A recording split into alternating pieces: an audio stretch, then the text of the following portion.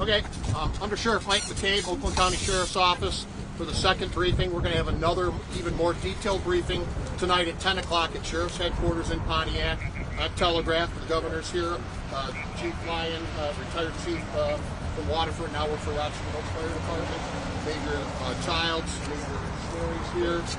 FBI was here, U.S. Marshal, ATF was here.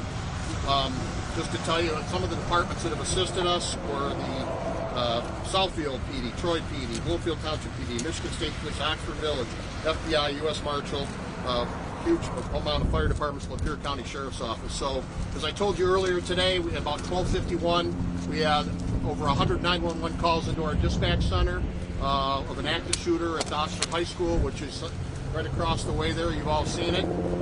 Deputies responded within 5 minutes, had the suspect in custody. He did not cause any problems. He gave the weapon up. He did have the weapon on him at the time. It was a semi-automatic handgun. He fired multiple shots. We have updated information on the number of deceased. It is 3. We have 3 students, a 16-year-old male, a 14-year-old female, and a 17-year-old female. We also have 8 others that were shot in various stages at 3 different hospitals: McLaren, Lapeer, McLaren, Pontiac, and St. Joe's in Pontiac. The 2 people are currently in surgery, do not have their condition. The other 6 are all in stable condition with various gunshot wounds. The suspect, like I said, 15 years old, student of Oxford High School, lives in the village of Oxford. And if there's, Governor, if you want to say anything, and then I'll take any questions after that. Well, I just appreciate the quick response of all of our first responders. My heart goes out to the families. This is an unimaginable tragedy. I hope that we can all rise to the occasion and wrap our arms around the families, the affected children and school personnel, and this community. It is an unimaginable tragedy, and just I just wanted to be here because I think this is an important moment for us to support one another, to support this community, and I want to thank our first responders again. Take limited questions. Again, we'll have much more detail tonight at 10. I can tell you we're still actively working the scene. Our forensic lab is here, multiple detectives. We had over 100 sheriff's deputies and patrol cars and unmarked cars respond, plus a huge amount of patrol cars from other area agencies that I listed prior to this. Sheriff, have you talked to the students' parents yet? I'm sorry, sir? We don't have a motive at this point in time. We are still investigating that. What do you know about possible warning signs we're hearing from students and parents? We're hearing all kinds of rumors about warning signs. I can tell you that we have a school liaison deputy that's assigned to the high school. I'm not aware of, and we are not aware of any warnings. If there were, I can tell you we're very closely with Tim Thurl, the superintendent, and the principal at the school. If there were, I got to believe they would have told us. There's all kinds of stuff out on social media. Please don't believe everything you hear and see on social media. I've seen one screenshot of something about allegedly the shooter warning people not to come to school today, but that was somebody that got it from somebody. So please be careful with that information. There's a lot of, because of social media, there's a lot of stuff out there. I can't confirm whether it's true or not. Ultimately, we will get to the bottom of this. We're executing a search warrant at the suspect's house. As I said, he's not cooperating with us at this point. So you have made contact with the parents? Can you say what they're talking about yet? Have you had a chance to talk to them? We have talked to the parents, and all I can tell you is they didn't want their son to talk to us. They hired an attorney. Was the student in school in class today? Or Yes, he was in class today, yes. Did the shooting happen in a class? The shooting happened in the school. Most of the shootings, as my understanding, is in the south end of the school. I can't tell you specifically if it was in a classroom, or we will have more detail for you at 10 o'clock tonight. Do we know the students that were shot? Were they in the hallway in the classroom with them? Do we know any more details on where I they can't were? tell you that because I don't know. What about the 6 injured? How are they We don't know if they were targeted. We will get to the bottom of that as we get further into this investigation. What about the 6 who were injured? How are they doing? Absolutely. I can tell you, Oxford Community Schools, our office, have trained multiple times on active shooters. The school district's been very good in training their personnel and their students on active shooters.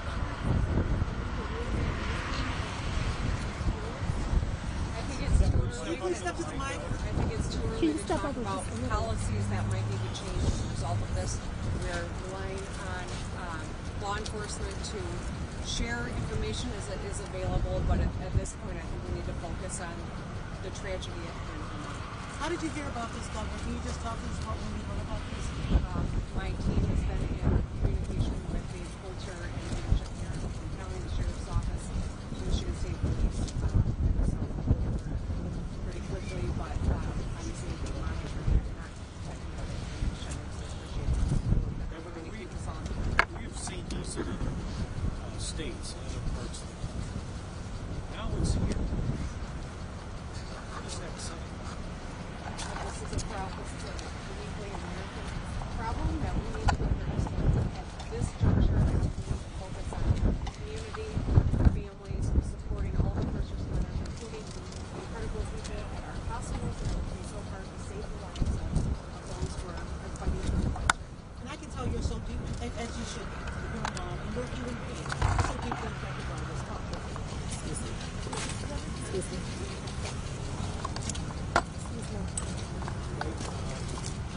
You're still working the scene of the school. Correct.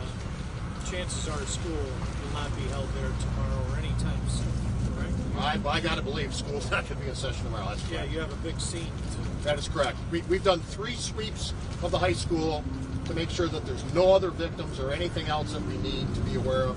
But it's a fairly large crime scene. Like I said, our forensic lab is here processing the scene. I can tell you that all the parents and relatives have been notified of the deceased and of everyone that is that was shot, and a deputy has been assigned to each and every Do family. you know the ages of those victims? Yes, I know, but I'm not going to say at this point in You time. said you talked to the parents of the shooter. Very briefly. Are they cooperating? Well, in that they came and saw their son at our Oxford Township substation and then left. And said, and they told him not to speak to police? That's correct. Which is his right. But that would also indicate not a willingness to cooperate at this time. Well, at this time, who knows what the future brings. He's in Pontiac now? He's at Pontiac Children's Village. He's 15 years old, so he's lodged as a juvenile at this point in time. He could be charged as an adult. Again, that's totally up to the Oakland County prosecutor's And office. how would you characterize the parents? Were they cooperating? You know, Were they I- taking any of your questions? I can't say I wasn't there. I can just tell you they came to the substation. They met with their son. They told us that they would not let him talk. We have to, in a juvenile, we have to get permission from the parents or the guardian of that juvenile in order to speak to them. And we did not get that. 2 letters sent home to parents this month regarding public threats. Any indication that they're tied together? No, there's no indication of that. I know a question came up earlier about a deer head incident. This is absolutely unrelated. That was a different incident, a different student. Any indication that this shooter was bullied in school? No indication at this point in time, but you know it's ongoing, so I don't know. Do you know whether or not this is a student who had contact with this I got 2 talking at once. Go ahead. What does the school do to make sure guns aren't getting in, and how might that have broken down? Well, we have a deputy assigned to the school full time. Obviously, not all schools have metal detectors. They have one entrance. This school district has taken great care, in my opinion. I live here. I live about 1.5 miles from here. I can tell you, I know the superintendent personally. He's been very proactive in terms of trying to protect the school district. So I think they've done everything they can. Should every school and every building have metal detectors? You know, it's very expensive, but I can't answer that question. Governor, How what's much your ammunition did he have? Hang on, you go next. How much ammunition did he have? He fired multiple shots, somewhere in the area of 15 to 20 at this point in time. Undersheriff, do you know whether or not this is a student who had contact with discipline in the past with this school system? I don't know that. But a ghost gun?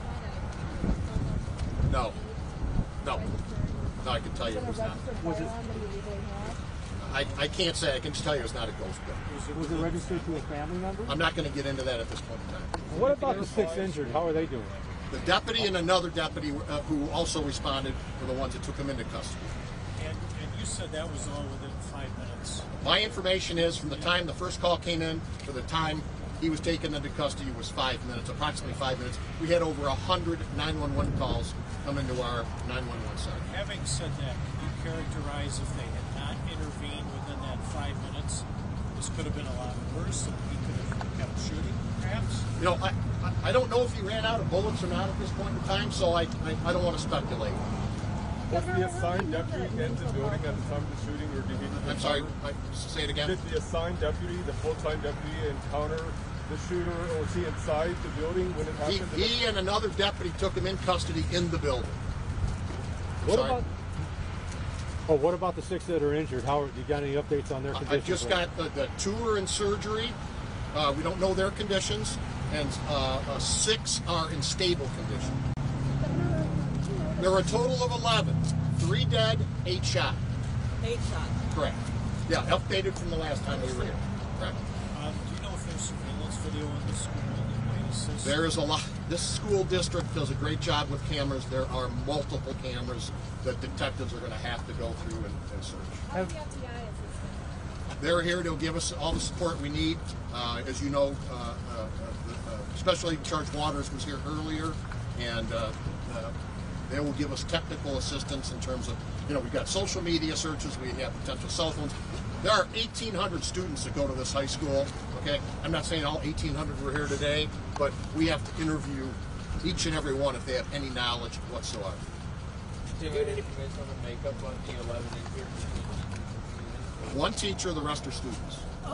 Under Sheriff, I assume that you're also looking for information from the public, anybody who's had contact with this young man, or anybody, so why don't you make your plea to the public? Yeah, please, if anybody has any information, you can call the Sheriff's Dispatch Center at 248-858-4911. That's 248-858-4911. What kind of information are you looking for from the public? Any information they may have. If they've heard, if they know anything at all about this young man, or what was going to happen, or what happened today, they can call us. And to your knowledge, is this suspect had any prior run-ins with law enforcement? Not to my knowledge, no.